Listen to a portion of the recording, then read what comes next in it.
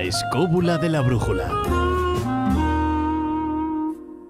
Es verdad, David, el tema es bastante extenso, habría que tener un programa para ello, pero bueno, vamos a intentar resumir. Antes, fuera de micrófono, cuando nos ha dicho nuestro invitado Jesús, cuando ha dicho que él había estado allí y los había visto, se me han puesto los ojos como platos, porque claro, yo conozco esto y lo llevo siguiendo por fotografías durante mucho tiempo. Bueno, ahí hay hasta reminiscencias y hay cosas y elementos que han impulsado el arte moderno, pero vamos, de todas y luego lo veremos.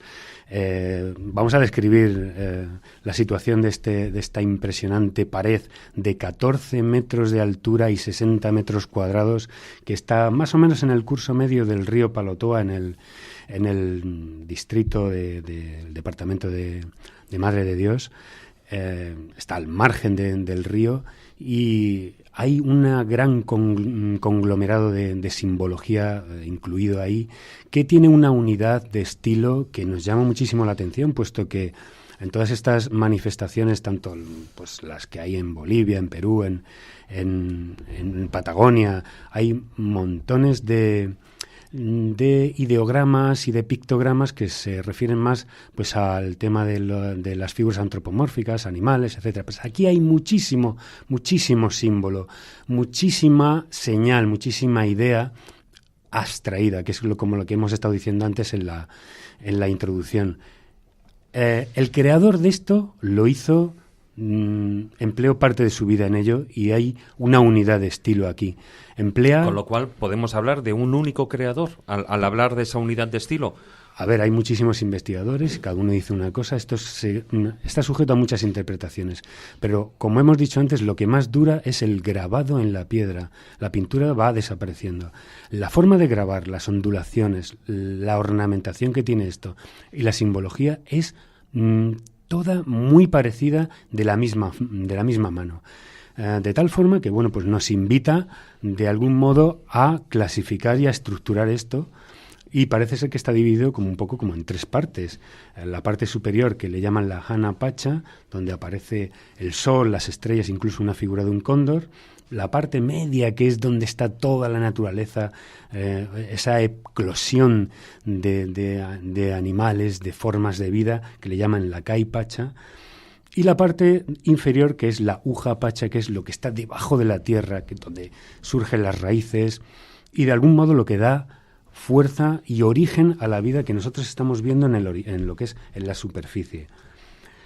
¿Por qué decimos que está hecho de una sola mano? Porque es una visión cosmológica, es un punto de vista indígena de lo que es la vida, de lo que es la raza humana y cómo se debe desarrollar y cómo se debe interrelacionar con las demás formas de vida que hay ahí.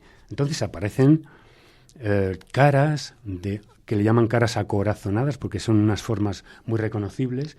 Tenemos lo que podríamos llamar el hombre sabio, el chamán, el puma. Abajo, en la parte que hemos dicho, la Uja Pacha, en el subsuelo tenemos una serpiente que le llaman la Gran Amaru. Otras de las apariciones numerosas de la serpiente, como en Australia, que tenemos la serpiente Bayamé, que es la creadora de vida. En nuestra religión también tenemos una serpiente, en nuestro Antiguo Testamento. Es decir, aquí la serpiente es protagonista. Aparece la Gran Amaru y aparece la boa, y aparecen una serie de elementos, las espirales, las aspas. De algún modo podemos decir que aquí lo que dicen algunos investigadores es que esto era una pared que en la que se juega un poco con el acto iniciático de la toma, no sabemos si de ayahuasca por la zona o de otras sustancias alucinógenas. Pero de esto no cabe duda que es un mural iniciático para traspasar distintos mundos y de la mano del chamán. De hecho, hay... Perdona, Jesús, dime. No, nada, era solo una pequeña cuestión, ya como lo estás diciendo un poco también para ubicar, ¿no?, al oyente que no haya visto esta piedra, aparentemente luego verá imágenes, por supuesto, en nuestra página de Facebook y también en internet tienes muchísimas, pero aparentemente da la sensación de que es algo caótico porque hay multitud de petroglifos con distintos ideogramas, ¿no?, desde rostros hasta figuras geométricas. Y tú acabas de dar una de las claves que yo creo que es importante para que ahondes en ella. Aparentemente es un caos, pero que tiene una organización interna. Lo que pasa es que a nivel consciente parece que no encuentras una lógica, una coherencia, pero a nivel inconsciente, es decir, posiblemente tras la ingesta de alguna de las plantas de poder, accedes al mecanismo, al código de esa piedra de poder, porque en el fondo, tú lo has dicho bien, es como un muro iniciático, es como una enseñanza que tú tienes que saber interpretar, y para saber interpretar por los sentidos ordinarios da la sensación que no. Entonces, exactamente, Jesús, tú vas por has ahí, dado ¿no?, en el clavo porque desemboco un poco en ese razonamiento. Después de los investigadores pasarse días delante del mural e intentar intuir qué hay aquí por otras civilizaciones que tienen los mismos símbolos como las espirales, las aspas, llegan a darse cuenta que ahí está representado precisamente el chamán. Y el chamán aparece al lado de una figura que son una serie de paredes de un cuadrado, un doble cuadrado con una serie de rayitas, y hay dos escaleras horizontales superpuestas una encima de otra. Entonces, ¿qué significa esto? Es el poder que se le confiere al chamán para llevar de la mano al iniciado, mediante la toma de la ayahuasca, a transitar otros mundos de una forma transversal. Es decir, te voy a llevar desde esta realidad al otro plano, te voy a hacer volver y tú recoges esa enseñanza. No es como el uso contemporáneo de las drogas que puede llegar a volverte loco. Estás diciendo una cosa interesantísima, no sé si también nos invita a aclarar algo. Cuando he visto las fotografías por primera vez, una cosa que me llamó mucha atención, y creo que todos más o menos que estamos aquí hemos visto petroglifos muchísimas veces, y aquí hay una cosa muy interesante, y es que en vez de parecer la anotación de un recuerdo, de un mensaje, estaba pensando, fíjate cosa más tonta, en las pizarras de Diego Álvaro, sí, una cosa de 500, 600 años antes de Cristo en España, y viendo esto tiene una estructura que de verdad que habéis apuntado, no sé, supongo lo has expresado muy bien, porque supongo que alguien ya lo habrá dicho en algún momento, pero da la enorme sensación de que quien colocó esto estaba dando un elemento de codificación. Esto parece un código, tiene un orden, tiene una estructura lógica y está marcado como una especie de ruta. Aquí hay un sendero de visión. Entonces está claro que hay algo que nos falta, que a lo mejor es lo que tú dices, algún elemento de hierba o algún elemento alucinógeno, algún elemento de enseñanza o de formación por parte del chamán a sus iniciados o a la gente que estaba en conocimiento de la verdad, que en el momento que se conectaban con la pared era como un código, como ver un cine, como ver algo que nosotros no vemos, pero que parece tener un sentido muy lógico. Pero lo hay, Carlos. De orden, de marca, de número. Hay una estructura. Bueno, hasta matemática. Me baso, por ejemplo, en un documental de Darío Herreros, que es un cineasta que lo ha estudiado y ha estado allí días, lo has estado filmando.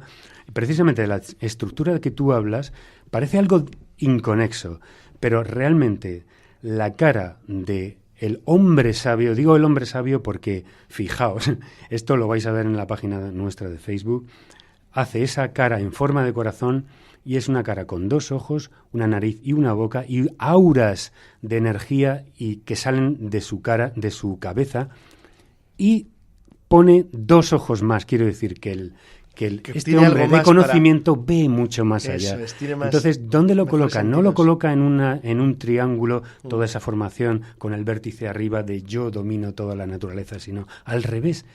Coloca el vértice de ese hombre abajo y domina toda la naturaleza, que sale todo el sistema de reproducción, el bien y el mal, el hombre, el chamán. Todo eso tiene una estructura de un triángulo que se repite y abarca toda esa naturaleza, que ya os digo, tiene encima una cruz gamada que significa el universo, el giro del universo, el desarrollo del universo.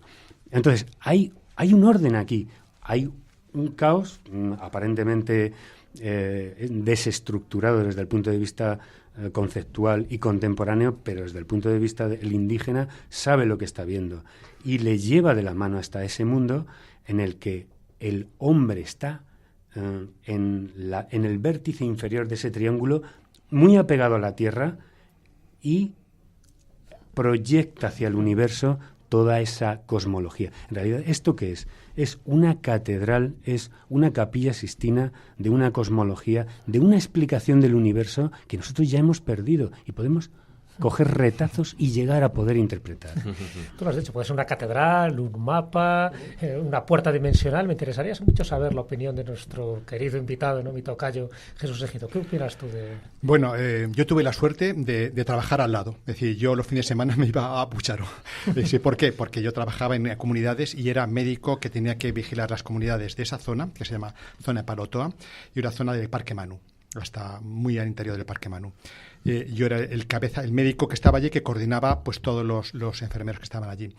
Bueno, para ubicarlo el lugar es ya bien interesante. Es los últimos contrafuertes de la cadena andina que dan con la selva. A partir de Pucharo, prácticamente hay una cadena que se llama Pantiacoya, unos montes de unos 1000 y pico, y ya queda la caída de la selva. Es decir, que esto está muy, muy al lado de lo que es la selva pura y dura. Es decir, que entonces es un contrafuerte. El río en el nombre local se llama Sinquivenia. Ese es el pequeño. Y ese río forma un pongo. Un pongo es una estrechez, 2 paredes verticales, y pasa por ahí el río Sinquivenia. Y ese pongo lo llaman pongo de Mainique. No sé de dónde viene el nombre, porque yo cuando pregunté en lengua local qué significaba, pues los nativos no sabían muy bien qué decía. Palotoa, que es la comunidad nativa más cercana, se llama Parotoa, es de Paroto. Paroto es la madera de balsa. Entonces, como allí hay mucha madera de balsa, los nativos siempre dan nombres diciendo de lo que hay cercano. En realidad, cuando yo hablé con los nativos de la zona, los poquitos ya que vivían, porque en realidad este petrolífero de Pucharo, pues al ser tan interesantes, ha habido una entrada indiscriminada de muchos investigadores y poco ortodoxos a la hora de preservar más el ambiente y la comunidad. Entonces, al entrar, han hecho que todas esas comunidades que antes vivían en esa zona, en la zona del pongo de Mainique, pues se desplazasen a otras zonas más alejadas. Son comunidades machiguengas, de la etnia arawak, vamos a hablar, porque luego de los machiguencas son muy diferentes. Esta zona es muy interesante porque en el lado del margen derecho viven los machiguencas y en el margen izquierdo vive otra comunidad muy, muy poco relacionada con ellas, que es Amaracaire, los famosos Arambuk. Son Amaracaires, es otra comunidad diferente, con otra lengua diferente. Los machiguencas vienen allí, su carácter es muy tranquilo, su carácter es poco belicoso, son dialogantes. Los Arambus son gente agresiva, ellos matan, mientras que los machiguengas son los dialogantes, los que quieren buscar la paz. Con ellos se pueden hablar, se puede dialogar, son gente muy aislada en cuanto a que ellos viven aislados uno del otro, no viven en grandes comunidades, sino viven aislados uno del otro, y viven en una comunidad que ahí se llama ahora Parotoa, que ahora está, pero antes había otras comunidades pequeñitas, en quebradas. Quebradas son pequeños ríos que llegan al río Sinquivenia, y una quebrada que yo visité pues en 1997 se llama Baroa, donde quedan los últimos. Esa familia me comentó que vivía allí, vivía en los petrolíferos, y entonces yo intenté. Cuando yo entré con ellos, yo entré siguiendo una expedición de una antropóloga de la Universidad San Antonio Abad de Cuzco, que iba a hacer por primera vez un estudio. Una pregunta, ¿se ha calculado la antigüedad más o menos? ¿Hay algún estudio? No, imposible. No se puede. Se habla de 4.000 años. No hay, porque tienes piedra y ahí no hay carbono 14. No hay entonces, manera. no hay manera. Entré con Patricia Vega Centeno, que hizo su tesis doctoral sobre los petrolíferos, que es la primera persona que empieza a estudiar de una forma muy académica, y de hecho su tesis doctoral yo la he conservado. Ella entra, ella los estudia, y yo iba con los nativos de Abaroa, que eran los nativos, que eran los guías correspondientes. Hubo problemas porque no querían llevar a los antropólogos. ¿Por qué? Pues no lo sé muy bien. Entonces yo dije que quería ir, y ellos dijeron, bueno, si el doctor va, que es el que le queremos, pues os acompañamos, pero si no, no querían entrar con ellos. No querían llevar antropólogos. Bueno, entramos allí, hicimos el calco de todas las estructuras, y los nativos, yo tenía un nativo que se llamaba, bueno, tenía un nombre, pero él se llamaba Japón. ¿Por qué? Pues muy fácil. Hubo un antropólogo japonés que entró en la zona, que se llama Yoshiharu Shekino, en 1980 y algo. Es un antropólogo, era un aventurero, de hecho tiene una página web, creo. Y él entró allí, él entró con los machiguencas e hizo fotografías cuando aún aquello era más virgen. Entonces él entró en contacto con verdaderamente las personas que luego yo entré en contacto posteriormente, que fueron desplazadas. Ellos me dijeron que ellos no conocían Gravados en Piedra. Ellos consideraban aquel sitio medio religioso, medio peligroso. Tenían miedo. No le gustaba ir porque dice que eso era ajenos a ello y que a veces hacía una especie de ritos que era pintar de blanco todos los petroglifos, le metían en pintura blanca como un sentido de adoración, pero esos petroglifos son preincaicos y yo diría que precolombinos. Es decir, imposible. Es como un flash de locura, de piedra grabada en un sitio aislado absolutamente. Para ir allí no es un sitio turístico, bueno, ahora habrá, pero para entrar allí había que tener muchas narices. Yo llegué picado por todos los mosquitos imaginables, mojado hasta la coronilla porque tenía que pasar los ríos y los pasabas andando, casi me lleva uno por delante. Claro, porque cuando tú decías que tú estabas al lado significa unos cuantos kilómetros de selva. Sí, unos 2 días de selva. Sí, 2 días de selva. Y medio, Eso 2 días. Ahí hay que hablar por Que días, para no el que por no tenga kilómetros. experiencia es una cosa de lo más agradable. Sí. Todo hace ruido, todo pincha, muerde, pica. Joder, Pero bueno, era muy amable. Yo iba a la comunidad de Paloto, hacía noche allí, me llevaba en la cabana comunal, y luego me iba a la Quebrada Varo, hacía noche allí en la cabaña comunal, que me dejaban dormir amablemente, aunque había muchas cucarachas, y yo dije, tienen que hacer algo. justo. Bueno, unos visitantes. Menos mal que era el lugar donde descansabas. Ese era el bueno. Sí, pero, si vas al mal. Bueno, eran cucarachas, tampoco me iban a Terminamos, comer. Y luego ibas andando por mitad de la selva. No había una trocha que llaman un camino, que yo decía, no sé cómo ven aquí un camino, y llegabas a aquel sitio que estaba cubierto un poquito de vegetación, y claro, cuando decías, dices, pero qué loco, viene aquí, se pone a grabar a la piedra estas cosas rarísimas, y luego se va y lo deja. No hay nada más. Bueno, no hay nada más, entre comillas. Hay más. Hay más, pero luego lo continuaremos hablando. Marcos, para terminar la sección... Para terminar, sencillamente decirte, David, que echad, por favor, oyentes, un vistazo a la obra Constelaciones de los años 40 de Joan Miró, que recoge y también el tema levantino y de la pintura esquemática, que es universal, todo ese tipo de diálogo que son ojos, aspas, estrellas, círculos concéntricos, espirales, y crea una obra maravillosa porque tiene ese mismo sentimiento para con la tierra, de coger esa sensación ancestral de vibrar con la naturaleza que tenían los indígenas, la traslada y sale una obra absolutamente moderna que luego la refleja Kandinsky, la refleja Paul Klee, la reflejan muchos artistas, y fijaos, y todo eso es esa influencia de todas estas manifestaciones rupestres. Incluso yo diría que no es que es exactamente, está inscrito en el ADN humano el poderse. Incluso tú le das a un niño un papel, le dice, dibújame el sol, y ¿qué te hace? Un círculo con rayitos, un aspa, un corazoncito, una espiral. Esos son símbolos que están inscritos en el ADN humano. Si tú te vas al hombre primitivo de Levi Brul, ahí te lo explica muy bien. Es antes la función de la abstracción en la representación que la función de la representación propia. De alguna manera, porque es un sentimiento y una sensación, que más mágico que pueda haber que en un ser que todavía no habla, represente ese tipo de símbolos como una forma de sentimiento interior de lo que está percibiendo antes de ser un ser racional. Claro. Es decir, es más posterior incluso las cuevas de Altamira con los bisontes tan figurativos y tan próximos a la realidad. Eso ya es una depuración de un lenguaje que se quiere parecer a ahí estamos hablando lo que hoy en día conocemos más como un arte abstracto, ¿no? Totalmente. O la capacidad de figurativo. extraer. Bueno, pues todas estas imágenes las podéis ver, por supuesto, como estaba diciendo Marcos, en nuestro canal en Facebook, en nuestra página oficial de Facebook, como también en nuestro recién estrenado canal en YouTube, donde podréis ver todas estas intervenciones, también algunas de ellas en vídeo y con las imágenes.